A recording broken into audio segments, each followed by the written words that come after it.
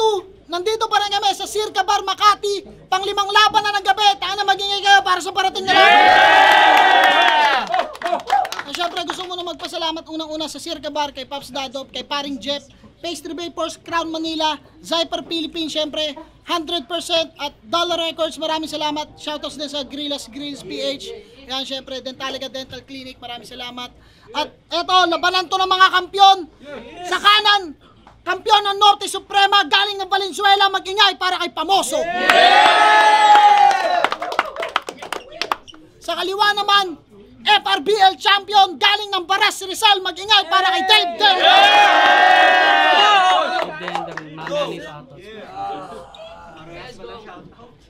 Nagkointos kami, nanalo si Pamoso, pinili niya mauna si Dave Denver, unang banat. Dave Denver, pakinggan natin laban to. Yo! Ilang event nilagpasan, sa yung request di nakatugon. Dahil sa dami ng problema na hanggang ngayon nakabaon. Pero sabi ko palag ulit, wala namang pinagkaiba yun. Kasi mapabattle rap man o buhay, alam mo mabigat tong dinadala ko ngayon, Motus Game! Yeah! Puntahan agad natin yung estilo na kinopya nitong lame guess. Mula delivery, gestures, pati format, tsaka cadence. Masyado nang halata, tol. Sa yung obra, they can guess this. Kaya wag mo nang itanggi na ikaw ay mogta ni Shanty G yan. Di ka pwedeng ikumpara kay Apex kasi yon talagang aral. Ikaw, para kang tanga. Wala kang alam. Pag to ang kalaban, di mo mapagyayabang. Wak ulit binigay mo sight, puta yan ka na naman. Para-paraan. Kasi Ervin Pacalda, mukhang taga-welding ng kalba. Dehins chachamba. Basic ang technique, walang heavy ang tandra. Diba sa Nike si Ervin yan ay ending kontrata? Kaya may bago na namang matatapakan. Ervin sa anta. Tuloy lang sa Erving lang yaka. Tutal dun madalas ikumpara sarili nito ni brother. Nag-aangas na kaya na daw kong iwanan, kaya dat yung rap na lang yung ibinatel. E baka sa akin lang mag-struggle. Ilang paso lang tong rapper. Kaya paano pa hawak ng Wilson kung rounds ko pa lang di na ma-handle? Ano na, let's skip ballin. Pero ang isiping tiran niya ay dilalagpas sa akin, ako'y nabubuang lang, wow. Kasi nga, he's taller than me, kaya malabong masupalpal daw. New York Knicks, Houston Rockets, ano, pamilyar ba yung Pau? Nate Robinson, kaya kahit anong dakdak ay mabablock ko pa rin yaw. Mabablock ko pa rin yaw. Tangina. Kaya kahit anong dakdak ay mabablock ko pa rin yaw. Don't underestimate na maliit. Mawawalang yaka kay Denver. Bugbog sarado tong mga pips. Eksenang gwardiya versus skater. Porkit tinalo ko ng ghost at addict dito sa Toller Guy, lalabas pangamba ko. Eh mukhang gising din naman to overnight kasi mukhang poltergeist. Multong nagbabato. Tangina, ghost addict, poltergeist, multong nagbabato. Tangina, Halloween. Si John Cena sana yung kalaban kung hindi busy. Kaya sa pinyang binigay, now you can see me. Basag daw ako on screen, kaya may LCD. Pas di lang tumagshot, makukuhanan pa ng LCP. Puro pang matatalino na banat na itong pi. Sabi ng mga fans netong tanga. Eh puro pataasan lang ng ihi etong pi. Panghenyo naman. Kasi tandaan mo na sa rap scene, ganyan pa rin yung rap skills pang banban at bano. 32 ka na Ervin, ay napaglipasan na Chong. Di niya makanta yung kalendaryo ni Mike Swift kasi wala na siya doon. Wala kang ganon. Kaya wag mong iyabang yung 13 years na experience kung hilaw pa at bubot. Ako kailangan subok, mapaharap man o likod. Ito na yung bunga sa last battle. Kung tingin nyo doon pagkabigo, eh kaya lang naman nalalaglag sa tree kasi masyado lang hinog. Ngayon pinakitaan ng magarbong atake, kaya ako yung malabong madali. Na kahit doblehin tumpi, wala tong sinabi. Game! Matanda na daw ako. Yung sinabi ni Dave Denver, yun ay irrelevant dude. Matanda ako kaysa sa'yo, kaya nga nakikitaan kung sino yung may veterans move. Game! Siya, si Didi. Tama! Ganto siya mag-deliver. Maya't maya umaangat kamay. Parang lilipad na eagle. Yung laban mo kay 30, solid bato mong sinalo. Wasak ang tina mo kasi galawan mo pang birdie kaya bagsak sa tirador. Jokic daw ng Denver, pero yung facial expression tila nalugmok. Kasi di ba palangiti kapag joker? Ba't eto malungkot? Seryoso, ganyan lagi react niya. Normal na ata pang kawawang hilatsa, siya lang yung masaya sa ginagawa pero parang paiyak na. Ganyang itsura, palaban puta, kaya akin niya napansin. Ultimo judging niya sa ibang battle, yung mode niya, naka-battle cry pa rin. Reaksyon mo, walang takas, yan ay malabong palagpasin. Para kang matandang liker sa Facebook, ang hirap mong pasayahin. Ay, ang hirap mong pasayahin. Pwede kang karakter sa One Piece, kaso role mo doon pang solo. Total sad boy ka na artist, ikaw si Roronoa Zoro. Panayang make face niyang barumbado pag yung punch ng kalaban kalkulado. Ako nakapag make face din pang areglo kasi babasagin ko yung mukha mo. Babasagin ko yung mukha mo. Taktika niyan, hulaan yung angle ng kabatel tapos nun itatantyahin. Pag nakachamba ng punches, titingin sa judges, aba, nakakaaning. Isang suntok lang kaya mong salagin sa isang suntok lang sasalagin sa ilang dosena mong Isang suntok lang sasalagin sa ilang dosena mong tatanggapin kaya kahit gaano yan kagaling hindi niya kayang alamin kung paano ko siya papatayin. Predict. Binibilog lang kayo nito kaya dapat ding usisain. Scammer na fortune teller, parang si Rudy Baldwin. Yang trick mo ay weak kasi tinatalo ka pa rin. Tiputang makata to. Sa susunod, i-predict mo naman yung magiging resulta ng laban mo. Sabi niya ng quarters. Kaya anong 30? Dapat thirsty kasi uhaw sa atensyon. Yung crowd nag-react pero di ako against doon. Baka bar sa inyo ang dating. O di lang klaro pagkasabi ng atensyon. Kaya di nyo napansin. Tsaka yung mga katulad mong nag-showcase lang ng skills. Yung showcase naging showcase. Panay Wex na sasabi. Pwes madadali talagang masisira yung showcase kung sablay sa escaparate. Pagtapos kitang biyakin sa bigkasan na kung mismo magtatahi, mga linyahan ididiin, hanggang maging peklat sa'yo yung CS, parang cesarean delivery. Bungi kasi to kaya kahit daanin sa detalye, pangit tunog sa makakarinig. Kaya paano kayo bilib sa mensahe nitong bulok laman ng bibig? Dating line biter pero sa motus kinagat style ni GL sa tula. Rare yun dude, mala GL tapos bungi yung ngipin, ano yan? Train of tooth? Bistado na yung homie para pag tiningnan mala OG, ayaw niyang paayos yung bungay kasi ipitan daw ng Yossi. Corny? Mas corny ribat mo kay 30 gago. Di ko na kailangan magpapasta, naka-jacket na ako, eh. Double meaning ba yun, Ropa? Huwag kang banu magbiro. Para saan ba yung hoodie mo, ha? Gamot sa ngilo? Nag-iwan ng tip, si 30, banatang ko daw ng bara na more on teeth. O tipsy, 30, sadyang may ngiping napupuruhan, ganun talaga pag double D. Ako'y mainit sa pagbabalik kaya nasasabik na. Mapalad ka, tangina ka sa mga kamay ko, mapapahiya, 3 rounds lalamugin. Tong MC na napagitna at pasensya na, gigil yung pumps kaya may DD na masasampiga. Time, pakalawang banat. Game. Inisnitch nila ni Unico ang isa't isa sa kumo. Mga galawang bano. Akala ko ba sunugan yung event? Ba't naglaglagan kayo? Kasi inaambagan daw siya ni Unico. At si Unico, inaambagan din daw neto. Mga katangahan nyo, walang katerno. Nagsusumbatan pa kayo, wak naman kayo pareho. Tsaka ba't mo nilalagdag? Di ba idol mo yun? Kasi sabi niya kay Ralphson, kung ikukumpara mo estilo ko kay Unico, para mo na rin sinabi na pang-flip top talaga ako. Pang-flip top talaga ako. Proud pa nga si Lodi nyo. Napaka-stupido! Ako kahit di makapag-flip top, wag lang ikumpara kay Unico. Tanginan to, gusto mo maging ayaw namin, no? Pero kahit isama iyong partner, Noy, malabong sumabay aba. Bodybag pati si parking boy, tangina mo sumakay ka pa. Pero tama na nga kay Unico, baka maging kaumay na. Ulul, tang ina mo, bakla ka rin katulad niya. Kasi sabi niya sa isa niyang laban, oh, pag rounds mo na, ini-spit mo, parang gusto ko na mag-altab. Di lang kita bibigyan ng job, bibigyan pa ita ng blowjob. Inayak. Mag-best friend na bading. Nakakadiri, mamin. Ba't yan napiling gawin? Kaya wag kang umastang big fish king ina ka, Little Mermaid ka rin.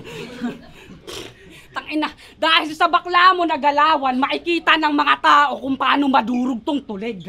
Nanood siya ng gaspangan kasi kala niya si Sardeo at Shaboy maghuhubo ulit. Uli, oh, pinaasa mo. Tangina, pero maiba.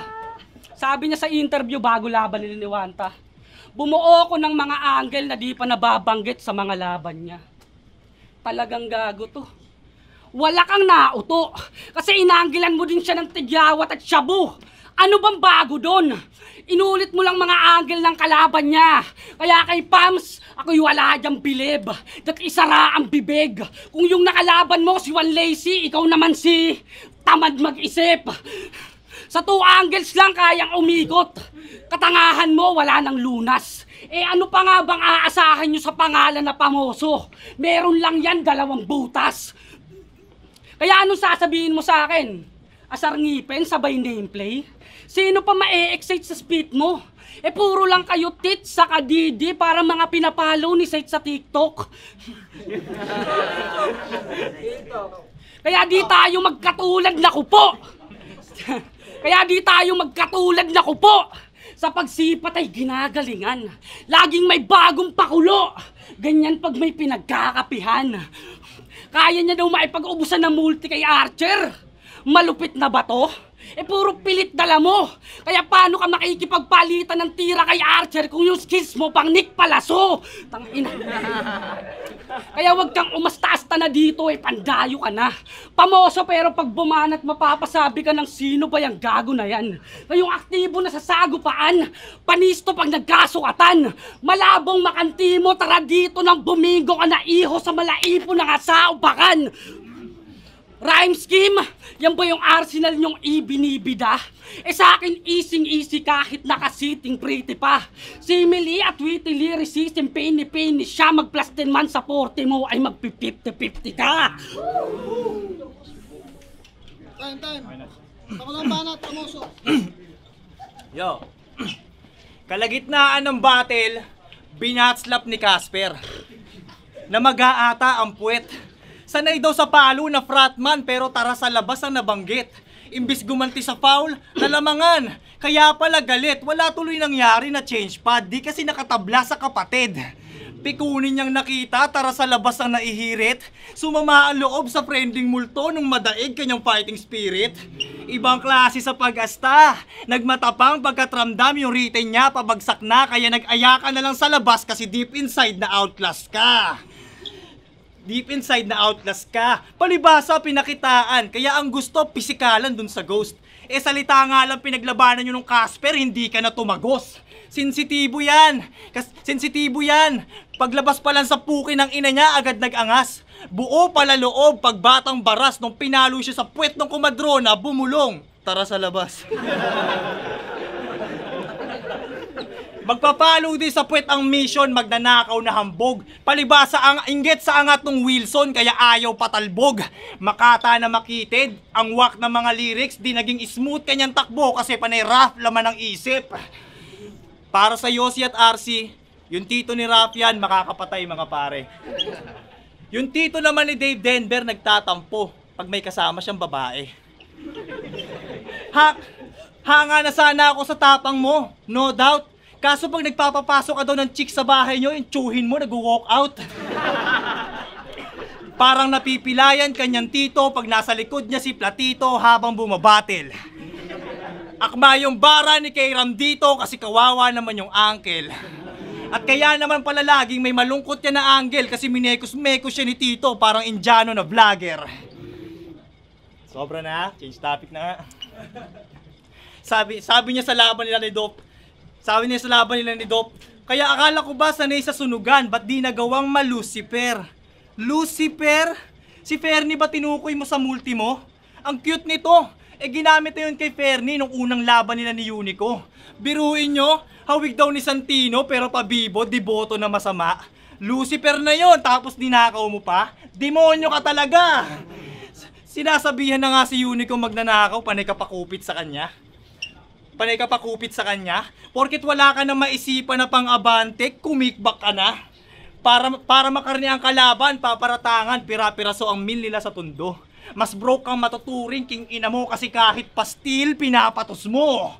Karne, pira-piraso, pastil, hinimay ko lang. Kung nilamon mo si Dop alias Pita, ibahin mo handa ko pag nag-pay off. Siniserve kong beef, mainit, yung sayo pambatang flavor. Patikim pa lang tuboy, wala pa yung pangmamang main course. Kaya kung na-food trip mo yung Pita, malabo tong shawarma vendor. At kung usapan lang ay gutom, patay ka sa kalabang inihain. Kasi tong tindero naka-day off, wala kang kakainin sa akin. Banat, Dave Denver, pakinggan natin.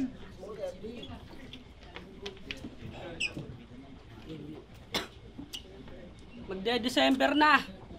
Pero di ako magre-reference ng bonus. Masyado nang gamit yan. Pero pwede rin naman Christmas Carol. Kaso baka hindi na ma-reach yan. Ma-reach yan? Christmas Carol? Bobo ka. Speaking of pamasko, pagtapos mo daw tumibag at mag-takeout sa binyag ng anak ni Nego, di ka na makita. Sarap ipahiya niyan sa gitna. Kaya pala nagbalot-balot ka nun. Kasi lalayasan mo bigla. Puta, imbes na abutan, hindi ka na naabutan. Yung bata, iniyakan ka pa. Hayop ka, ininjan mo na, sinibatan mo pa. Tinarantado mo yung mag-ama. Kaya pati inis ko, kuhang-kuha niya. Anong pangalawang magulang yung ninong? Tanga sa pagiging magulang, unang-una ka. Pero change topic.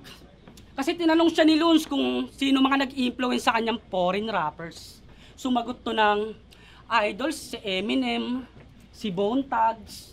Si Bone Thugs! Tangina mo, solo ba yon? Paring Ervin, what's that? Pupompyangin kita pag sinabi mo solo artist din yung 187 Mobstars. Nakaka-bad trip ka po. Ba't sinasali pa to? Kahiyan ka sa liga, tignan mo pati si 3GS nagagalit sa'yo. Kaya tangina mo!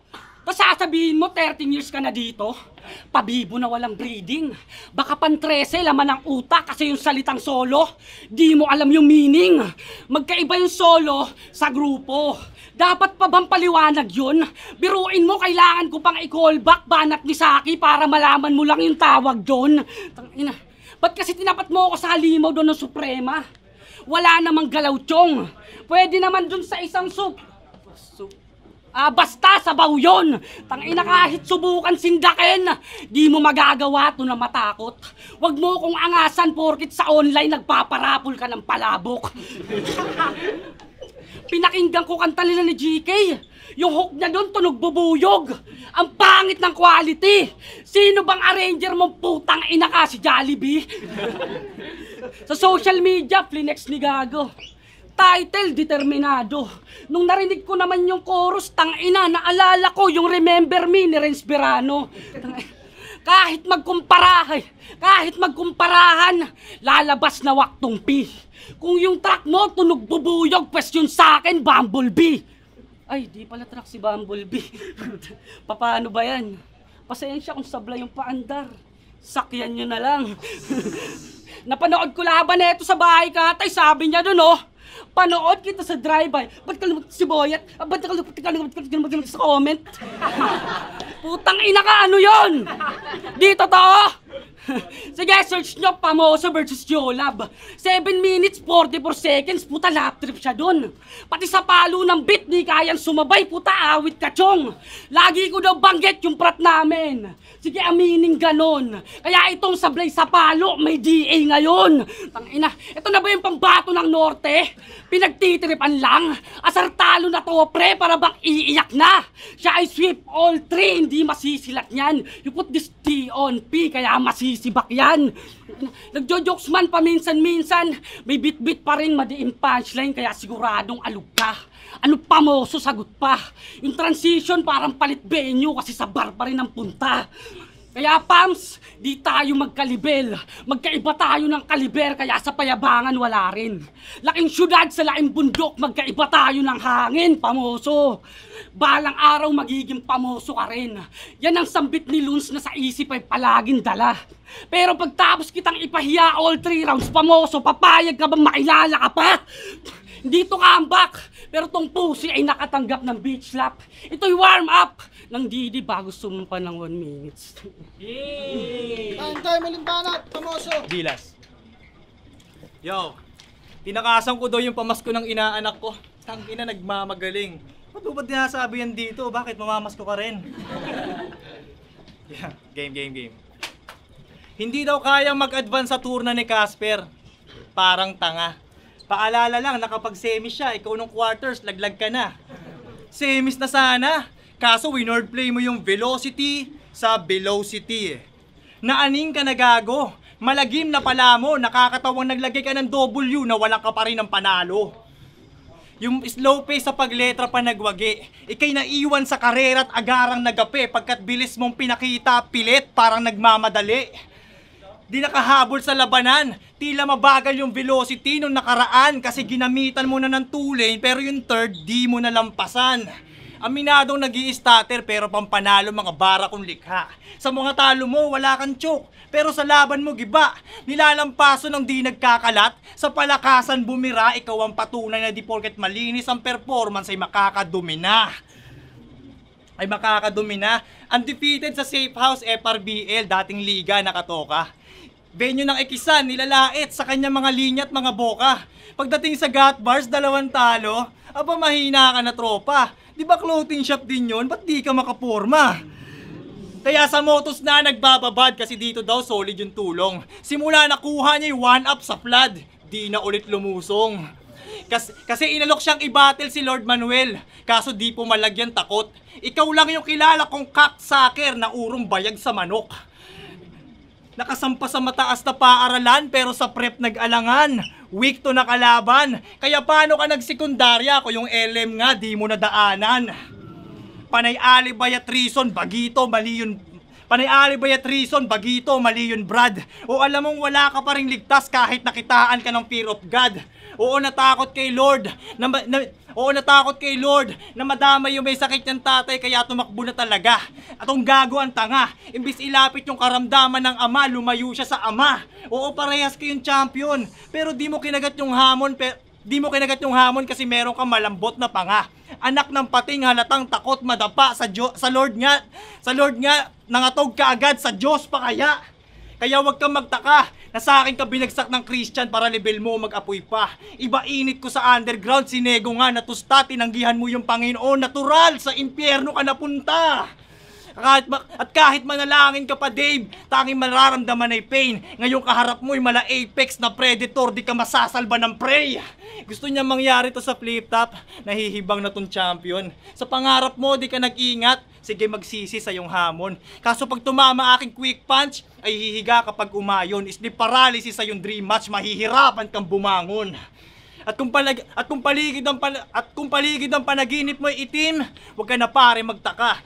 Kasi dahil pagising mo madilim pa rin, kasi nasa body bag ka na. Dami kaya para sa laban na yan.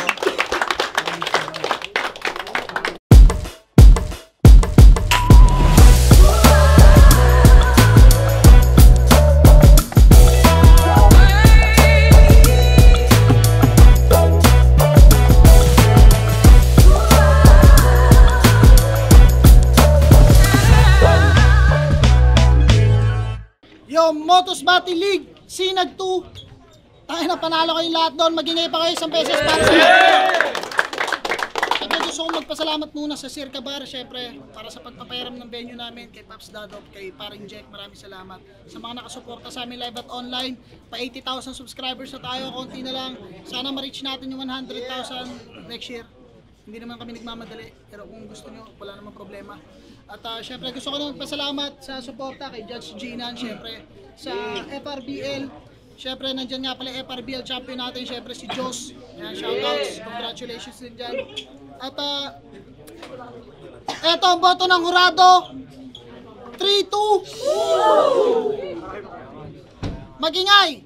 para kay Pamoso. Shoutouts kay Dave Denver.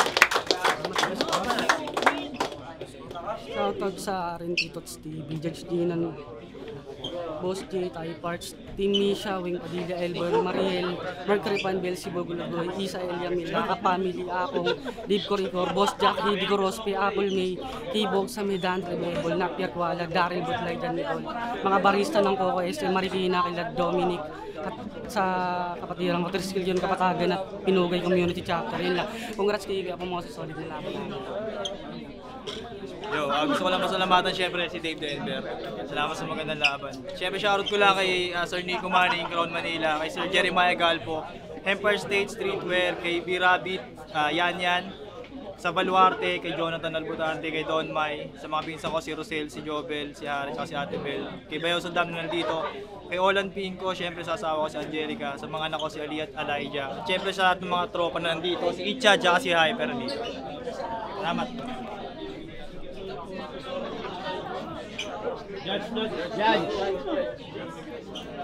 So, nakakatahan ha. Dikit yung tatlong rounds. Third round binigay ko kay Dave Denver kasi hindi na lumalanding yung mga, para sa akin hindi na masyadong lumalanding yung mga suntok ni Pamoso kasi dahil siguro sa starter nawawala, hindi makakuha ng magandang momentum. First tsaka second round, yun yung binigay ko kay Pamoso. Siguro nagka-ata lang sa kung sinong, hindi ko alam kung sa construction ng setup o pero mas kamalanding ng tama yung kay Pamoso sa first 2 rounds. Pero sobrang dikit nun, sa sulat halos parehas lang. Nagka-ata lang kung sino yung mas naging effective. So, 1 and 2 Pamoso, third round Dave Denver, Pamoso. Yo, it's Tacoma. Isa ako sa mga bumoto kay Pamoso. Sobrang dikit na laban. Classic yun. Round 1 binigay ko kay Pamoso. Konti lang. Round 2 para sa akin. Tabla. Round 3 para sa akin malinaw yung kay Dave. Kaso tabla talaga siya para sa akin. Kaso mas maikli o mas malakas yung mga suntok ni Pamoso para sa akin dahil talagang rumirekta kay Dave. Pero mas siguro dahil nag-expect din ako kay Dave na comeback niya to kaya siguro ganun. Pero sobrang dikit na dikit lang, kahit sino pwede manalo doon, Pamoso. Props kay Dave, lakas pa rin. Yo, Espero, Tacoma. Isa ako sa mga bumoto kay Dave. Round 1 binigay ko siya kay Pamoso.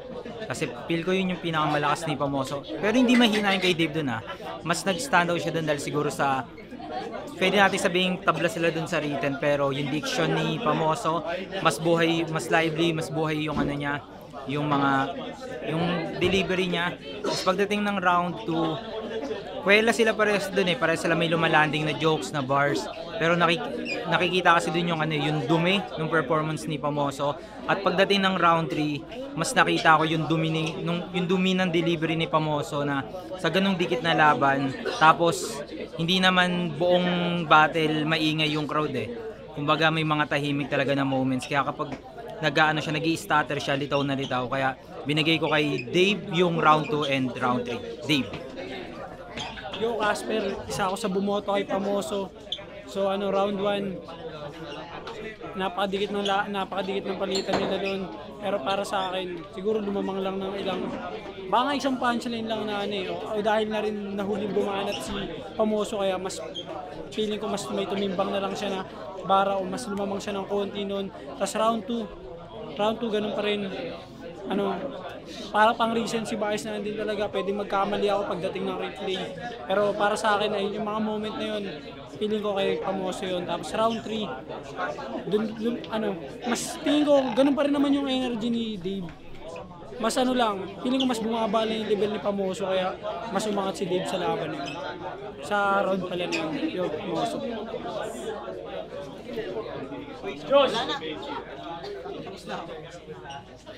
Yo, Joes, isa ako sa bumoto kay Dave Denver. Round 1 ko Pamoso, round 2 ko Dave Denver.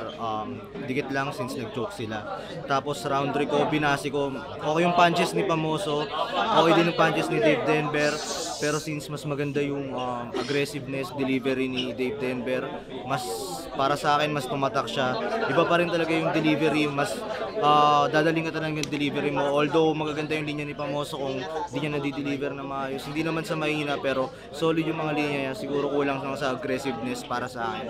So ayun, 2-1 round 1 Pamoso, round 2, round 3 ko, Dave Denver. It's Diyos.